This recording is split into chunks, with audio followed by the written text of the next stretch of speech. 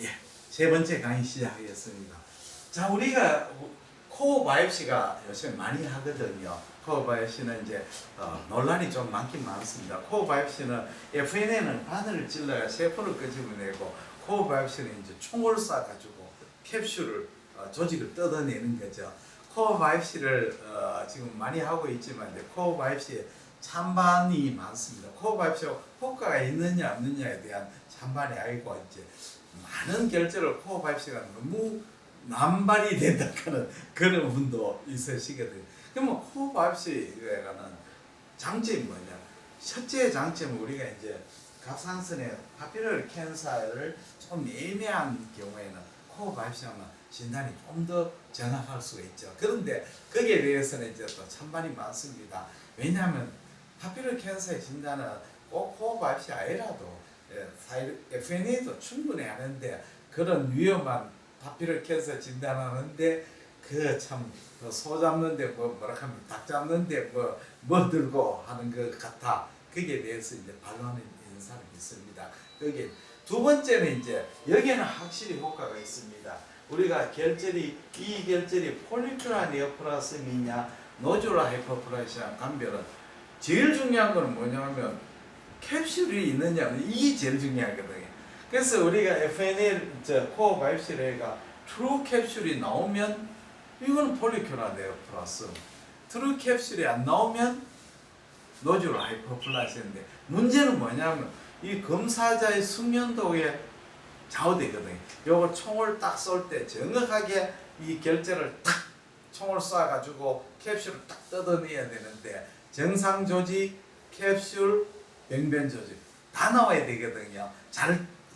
코어 바이옵시를 잘하면 뜯어내는 순간 딱 보면 스페시men 보면 잘 나왔다 안 나왔다 알 수 있거든요. 무슨 뜻이냐면 요렇게 해가지고 총을 쏴가 요렇게 바이옵시하면 정상 조직, 그 캡슐 다 나와야 되죠. 요렇게 스페시멘이 나오면 여기가 암 조직, 여포암 조직, 여기에 캡슐,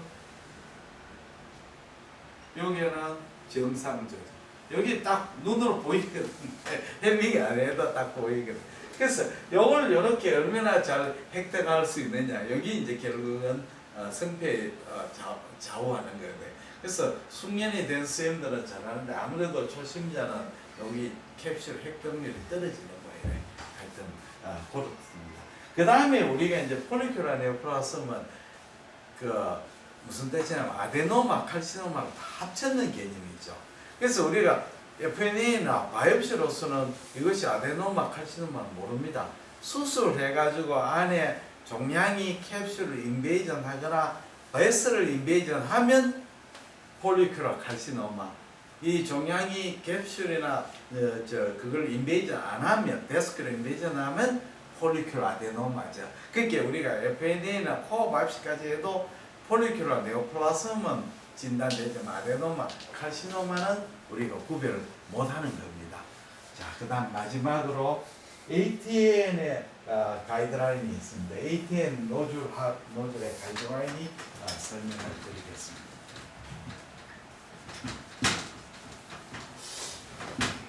ATA를 하는 아메리칸 사이로이드 어소시에이션 약자거든요. 우리는 이제 KTA 합니다. KTA. 그래서 이제 ATA에서는 이렇게 분류를 했습니다. High Suspicion, Intermediate Suspicion, Low Suspicion, Very Low Suspicion, Benign, 이렇게 5개로 이제 분류를 해가지고 그 분류에서 이제 마리가는 어떻게 해야 될 것이냐는 이제 가이드라인을 주고 있거든요. 우선 하이 서스피션은 마리건스 레이트가 70에서 90이고, 하이 서스피션일 때는 1cm 이상이 되는 하이 서스피션 결절은 FNA 하라는 거죠. 1cm 이상. 그러면 하이 서스피션 도대체 어떤 거냐? 솔리드하고 저에코인 결절, 그 다음에 솔리드하고 저에코 결절이 있는데 파샬 시스틱한 노즐. 그렇게 이 말이죠. 뭐 어렵게 생각해 보겠습니다. 완전히 저에코 결절이거나 전체가 저에코는 파샬리 부분적으로 시스틱 병변이 있는 거죠. 부분적으로 시스틱 변별이 있고 요건 솔리드죠. 그렇죠? 프리도미넌 솔리드 이런 거 이렇게 솔리드 부분 있고 그런데 이제 거기에 플러스 소견이 아까 말씀은 말리건 시사하는 irregular margin, micro calcification, 톨러된 와이드, 링 칼시 톨러된 와이드가 있고 또 링 칼시피케이션이 있는데 소프트 티슈 그러니까 링 칼시피케이션 이제 페리페럴 림의 칼시피케이션이 이렇게 있는데 바깥으로 돌출해 있는 링 칼시피케이션이죠. 링 칼시피케이션인데 바깥으로 돌출한 소프트 돌출한 제거 부분 그렇죠. 이런 게 있거나 또 종개가 이렇게 있는데 종개가 있는데 요놈이 캡슐을 침범하거나 사이럴 캡슐을 침범하거나 또는 트라케아 트라케아를 침범 이런 소견이 보일 때는 ETA를 합니다. Evidence of Extracellular ETE거든요. ET 여기 있을 때는 우리가 이제 그 하이 서스피션이죠. 1cm 이상 되면 FN을 하라. 그게 뭐 어렵게 생각할 거 없습니다. 하이포에코이거나 또는 솔리드 앤드 시스틱이 있었는데 이런 소견이 있거나 또는 링 칼시피케이션이 있고 바깥으로 저에코 돌출부이 있거나 또는 종결한 놈이 캡슐을 파먹어 들어가거나 트라케를 파먹어 들어가거나 그렇죠. 이런 게 있을 때는 말리그넌시를 서스피셔스 하니까 1cm 해라. 두 번째는 인터미디에이트 서스피션인데 요거는 이제 하이포에코인 결절이 있는데 스무스 마진이에요. 스무스 마진. 그 스무스 마진. 그러니까 두 번째는 하이포에코익한 결절인데 하이포에코익 결절인데 마진이 스무스해요. 하이포에코. 그런데 요 결절이 이런 게 없어요. 여기에 마이크로 칼시피케이션이나 익스트라사이럴드 익스텐션이나 톨러데마이드 패턴이 없는 거죠. 이러면 비나인인데 말리건시 리스크가 있어요. CBS 이슈 왜 그렇게 했습니까? 아까 내 강의했는데. 예?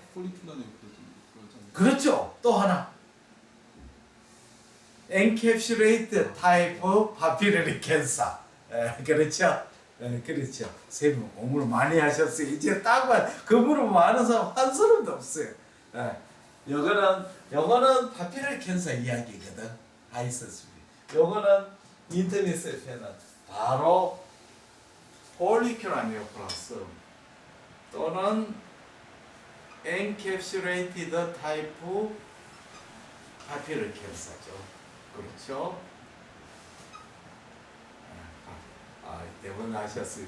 역시 제가 열심히 다녀오셔 공부했는 도움이 여기서 딱 나타났습니다.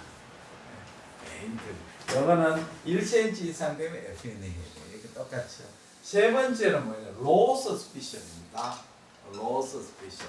이거는 어떠냐면 이 결절이 아이소에코일 수도 있고 하이퍼에코일 수도 있고 파샬리시스틱 노즐인데 에센트레가 솔리드 에리어가 있는 경우. 그런데 여기에는 마이크로 칼시피나 일레귤러 마진이나 ET나 톨레드 와이드 없는 거죠.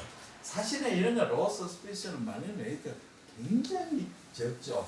우리가 이제 아이소에코 우리가 갑상선의 결절에 고에코가 말리건시 있는 일은 거의 없다고 봐야 되죠. 그러니까 여기 아이소에코가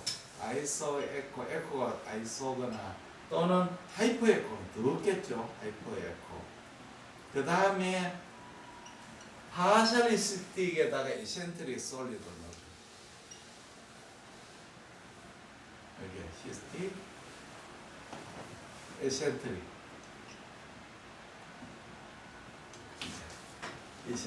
요거는 아주 드물지만도 있을 수는 있거든요.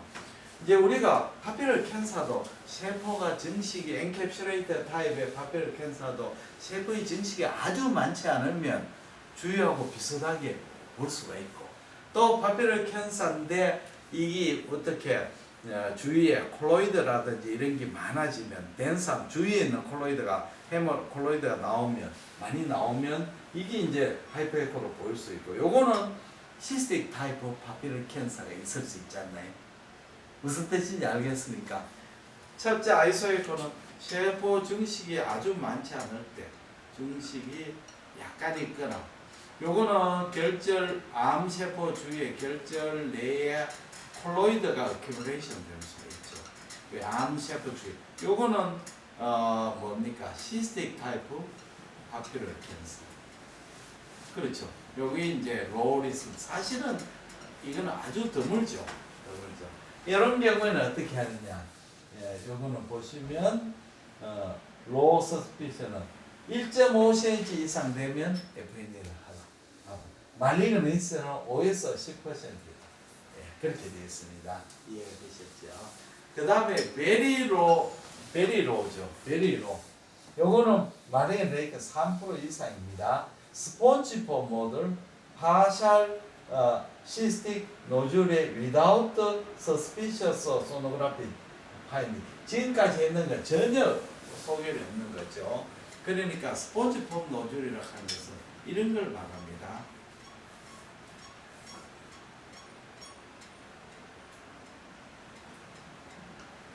우리가 이제 결절의 50% 이상이 시스틱 부분이 있고, 이 시스틱 부분이 디퓨저하게 퍼져 있는 이게 스폰지폼. 이거는 스폰지폼을 하지 않습니다. 자, 이런 결절은 이제 한쪽에 시스틱 디제네이션 있고 이쪽은 솔리드. 이거는 스폰지폼 아닙니다. 이거는 낭성 부위를 가진 결절이지. 스폰지폼은 디퓨저하게 스폰지를 잘라놔야 돼서 이거는 비나인이거든요. 거의 다 비나인을 생각하고 있거든요. 그 다음에 요거죠. 요거는데 파셜 시스틱인데 솔리드 노즐이 있는데 요거는 그래도 주위에 이렇게 에코제니시티가 조금 떨어져 있는데 이거는 전혀 그런 거 없는 거. 요런 거죠. 이거는 뭐 거의 마리언시 가능성이 거의 없는 거죠. 마지막으로 비나인이죠. 비나인은 퓨리 시스틱 노즐. 완전 시스틱 노즐. 완전 시스틱 노즐. 퓨리 시스틱 노즐을 하기도 하고 컴플리트 시스틱. 컴플리트 시스틱. 퓨리 시스틱. 자, 우리 갑상선은 트루 시스트가 거의 없습니다. 갑상선에는 시스트는 전부 다 낭성경면은 결절이 시스틱 디제네이션 되는 거지 시스트가 없는 거죠. 트루 시스트 없어요. 단 하나 예외가 있어요. 단 하나 예외. 갑상선은 트루 시스트가 없습니다. 갑상선은 트루 시스트 없다고 생각하면 됩니다. 없습니다. 단 있는 경우는 브라키얼 크래프트 시스템입니다. 세열 낭종. 이 브라키얼 크래프트는 4개 생기는 건데 이 브라키얼 크래프트 시스트가 어떻게 잘못된가 사이로드 안에 생기는 수가 있거든요. 예, 이러면 이거는 트루 시스트예요. 브라키얼 크래프트 시스트. 이거는 드물거든요. 그래서 이런 거는 이제 FNA 할 필요가 없다. 베리 로우 서스피션 풀은 2cm 이상 FNA 하거나 또는 초음파 추적. 자, 마지막입니다. 자, 우리가 이제 FNA를 했습니다. FNA 했을 때 비나인이라 하는 결과가 나왔다. 이럴 때는 비나인 괜찮습니다. 이렇게 하지 말고 한번 생각해야 됩니다. 비나인이라고 나왔는 사이토를 결과에서 폴스 네거티브 레이트. 진짜 비나인을 알고 말리그넌스인데 폴스 네거티브 레이트가 1에서 10% 정도 됩니다. 그거는 두 가지가 있겠죠. 첫째는 클리니셜이 말리그넌트 결절의 부분을 안 찌르고 비나인 부분을 찌르면 당연히 비나인 나오는 거죠. 우리가 스토막 캔서 바이옵시 할 때도 어머나한테 하면 비나인 나오죠.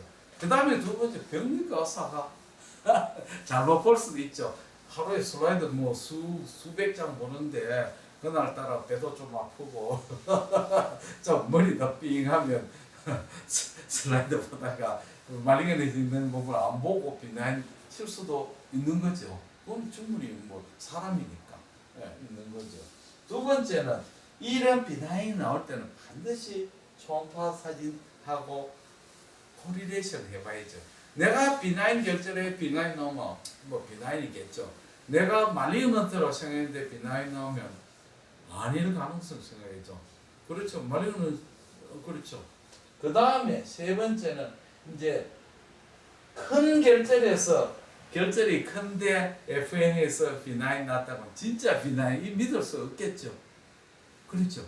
그래서 쉽게 말하자면 우리가 어리 바이옵시 가스트릭 어리 바이옵시는 딱 뜯으면 캔서 나올 수밖에 없어. 그 부분 딱 뜯었는데 근데 울사가 마리건드 울사 큰 부분이 큰 울사에서 비나인 부분을 뜯어내면 비나인 나오고 마리건드 부분을 뜯어내면 마리건드 나오죠.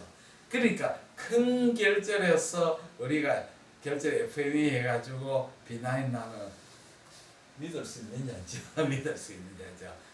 과연 그 부분을 찔렀느냐는 거죠. 그래서 이걸 생각이.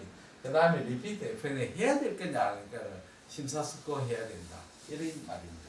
그럼 마지막으로 우리가 갑상선 결절에서 어느 부분을 FNE를 할 것이냐. 여기 이제 ATA 가이드라인이죠. ATA. 상식적인 이야기죠. 어느 부분을 FNE를 할 것이냐. 나중에 또 갑상선 FNE 포인트죠. FNE 포인트가 중요해요. 네, 뭐 당연한 거죠. 첫째는 변연을 노려야죠. 변연. 결절의 중심부를 보다는 결절의 변연을 타겟팅했죠. 중심부는 괜찮더라도 아무래도 중심부는 네크로시스를 동반할 수가 많다. 그러니까 중심부보다 변연을 노리죠. 그 다음에 주위로 침윤하는 부분을 노리죠. 주위로 침윤부. 당연한 거죠. 우리가 스토마크의 볼만 타입 3 캔서 침윤인데 침윤하는 부분을 노려야지 중심 부분을 노리면 안 나오겠죠. 당연한 얘기죠. 세 번째는 우리가 혈류 부분을 피해야 됩니다.